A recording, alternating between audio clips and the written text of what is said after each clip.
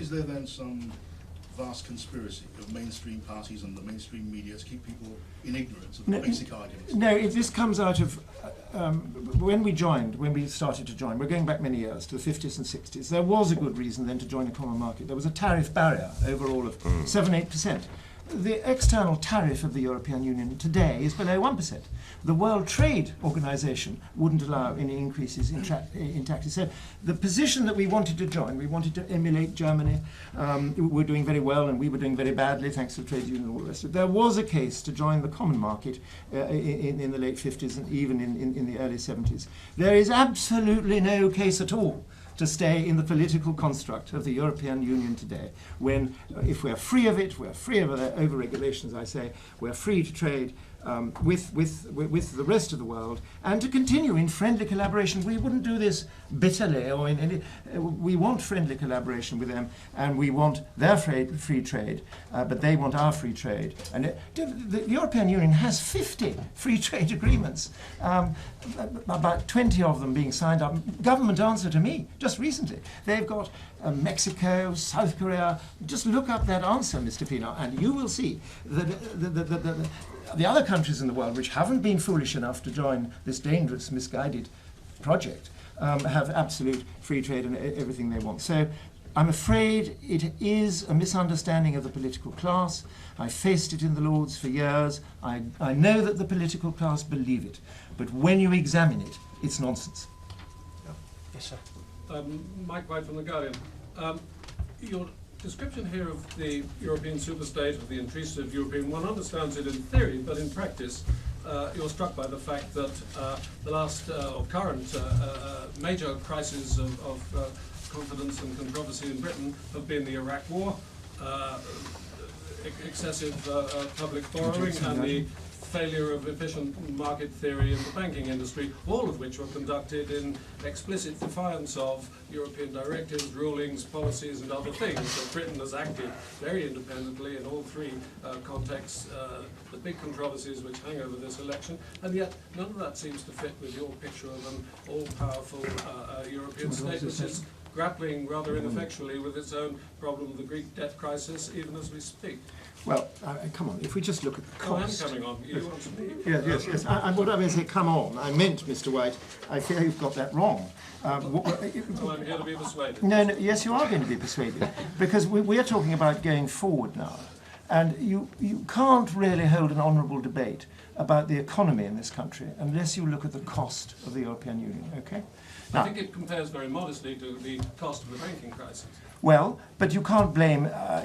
are you suggesting that if we'd been 5 years down the road in the European Union as I've described, we'd have avoided that? Surely your friend Mr. Brown keeps telling us it's a worldwide problem which we could do nothing about. We were engulfed by this international tsunami. I don't think you can blame us, and you certainly can't blame the hedge funds, which the alternative investment market... No, I wasn't blaming the hedge funds. I thought you were. No, I didn't mention the hedge funds. You mentioned the hedge okay. funds. Well, so don't let's blame them. Part of the banking crisis. Well, but your own leader says that this is... Mr. Farage. Pearson. The Guardian's against Gordon Brown. Sorry? The Guardian told Gordon Brown to stand down. Is that his friend? We're fond of you all. Okay. I'm sure you are. Polly changed her mind after that. She's in favour of it. We are told the banking industry, the banking crisis is a worldwide thing that was completely unavoidable. And it's true, nobody saw it. The political... Well, a few wise economists did see it. I didn't see it. I don't think your newspaper saw it. And the government didn't see it, and the Conservatives didn't see it. The political class on the whole didn't see it coming. It's hard to square with your picture of it. But why would it have been better if we'd been in the European Union? Oh, well then, case rests, no. I think case rests, Nigel. Look, I think the argument is that there have been aspects of our lives that we've been able to make decisions on ourselves, and quite possibly make some very bad decisions too.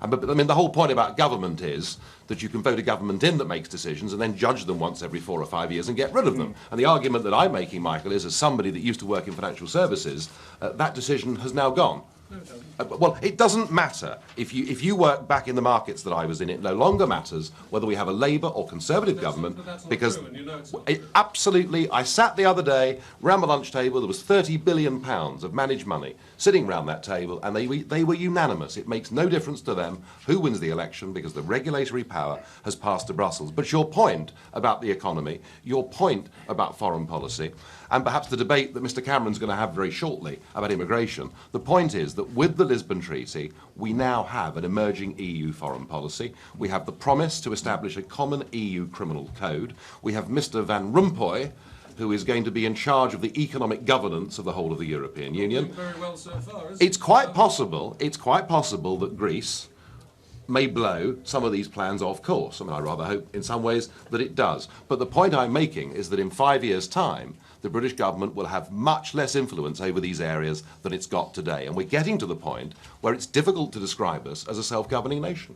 Mr White, finally, could I ask you to look at a government answer to me on the 21st of July when I asked, where is the future of all our financial supervision? Is it in Brussels or is it in Parliament, here in Parliament? And the answer is, and it's repeated 4 times, the Commission has decided that day-to-day supervision can remain at the national level.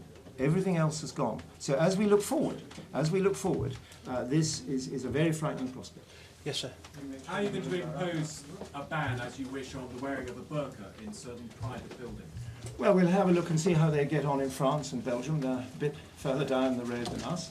And it would be a very, very simple ban. In private buildings? No, not private. We haven't said private buildings. It's in your manifesto. Well, it's yeah. So you're going to copy Europe?